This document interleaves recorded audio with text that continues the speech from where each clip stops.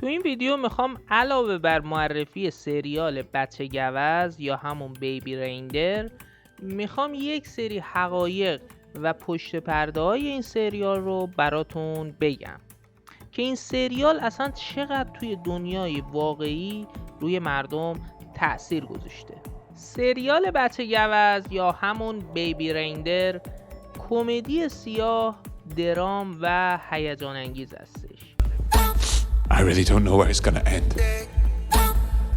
I think one of us is gonna have to die now.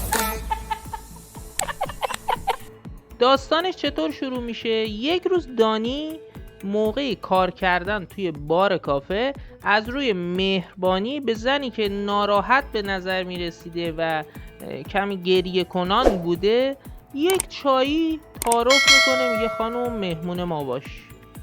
این مهمون ما باش آغاز نابودی زندگی دانیه. She comes to my work, my house. She sends me emails like all the time. چون اون خانم که اسمش مارتا بوده از اون موقع به بعد میشه تعقیب کننده جنون آمیز زندگی دانی. تبدیل میشه به یک استاکر، یعنی میشه استاکر دانی. جالبه بدونید که این سریال بر اساس داستان واقعی از زندگی ریچارد گاد ساخته شده. ریچارد گاد کی بوده؟ همون دانی، یعنی بازیگر نقش اصلی هستش و خودش هم ساخته، یعنی به عبارتی خودش در نقش خودشه. حالا اصلا چی شد که این سریال ساخته شد؟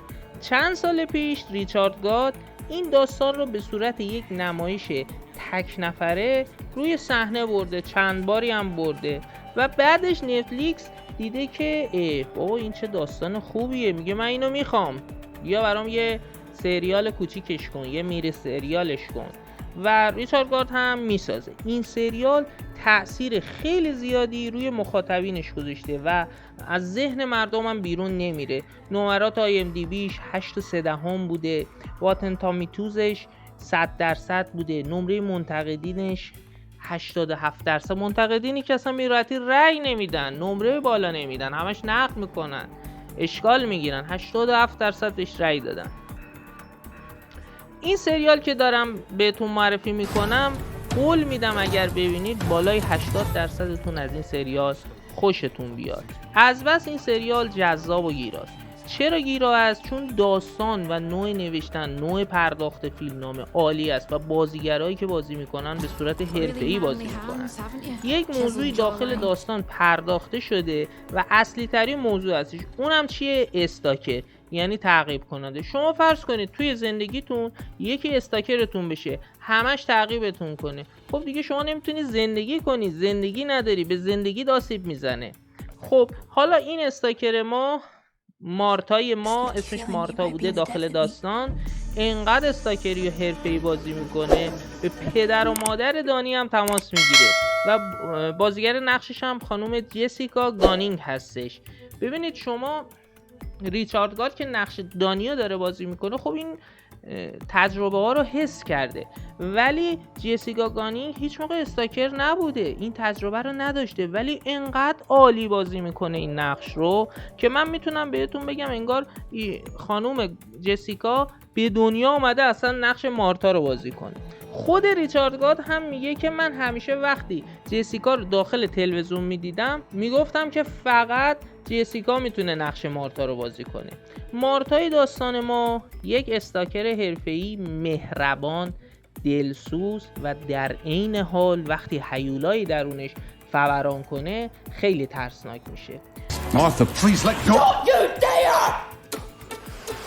داستان اصلا چطور شروع میشه؟ گفتم که دانی یه چایی میده به مارتا. قبل اینکه اصلا این اتفاق پیش بیاد دانی میره پیش پلیس، میگه آقا یکی همش هستش منو تعقیب میکنه. پلیس میگه کیه؟ میگه یه خانوم. پلیس میگه شوخی نکن بابا، من میشه یه خانوم تعقیب کنه آدمو اذیت؟ معمولا مردها ما شنیدیم که خانوما رو تعقیب و اذیت میکنن. شاید شما هم در نگاه اول توی این سکانس بگید خب یعنی چی؟ یعنی یه زن منو داره تعقیب میکنه؟ شاید ما خودمونم در ابتدا بگیم یعنی چی؟ یک زن داره یک مرد رو اذیت میکنه؟ ولی وقتی میریم تو دل داستان میفهمیم چقدر این موضوع جذابه. به طور کلی ما داستان رو داریم از زبان دانی میبینیم که داره برای پلیس تعریف میکنه، ولی انقدر این سریال جذاب هست، داستانش عالی هست، اصلا به این موضوع فکر نمیکنه. ریچارد گارد بی پرده توی سریالش از مواد مخدر، از اعتیاد و تجاوز مرد به مرد نشون میده و هیچ مردی از این که قبلا مورد تجاوز قرار گرفته سعی میکنه حرفی نزنه و ریچارد گارد خیلی جسارت به خرج گذاشته که این اتفاقات داخل داستان رو برای ما به اشتراک گذاشته و خود ریچارد گارد نقشش رو خیلی عالی بازی میکنه. حالا میخوام یه چیز خیلی جذاب به شما بگم، یه واقعیت خیلی خوب بگم. اول اون دکمه سابو بزنید که خستگی منم در بره. این داستان اینقدر روی مردم تاثیر گذاشته که دنبال این هستن که مثلا مارتا در دنیای واقعی کی هستش، یا رفتن و گشتن و میگن که شخصیت دارین در دنیای حقیقی بازیگر کمدین انگلیسی شان فولی هستش و اومدن بهش توهین کردن، تهدیدش کردن، تا جایی که ریچارد گارد اومده گفته بابا این بازیگر رو من دوست دارم، دوست من هستش، این گمانه ها رو بهش نزنید، ول کنید که اصلا کی هستش، چه کسی هستش در دنیای واقعی، ول کنید. ببینید این داستان چقدر عالیه که روی جامعه تاثیر گذاشته و مردم دنبال اینن که ببینن تو عالم واقعیت مارتا یا دانی کی هستش. و شان فولی هم گفته که همه این تهدیدها و توهینا رو از طریق پلیس پیگیری میکنن. امیدوارم که ویدیو منو دوست داشته باشید. حتما برید این سریال رو ببینید، منو ساب کنید، اون زنگوله رو هم بزنید که اگه ویدیو جدیدی خواستم معرفی کنم انتشار پیدا کرد شما اطلاع پیدا کنید. ممنون، خدا نگهدار.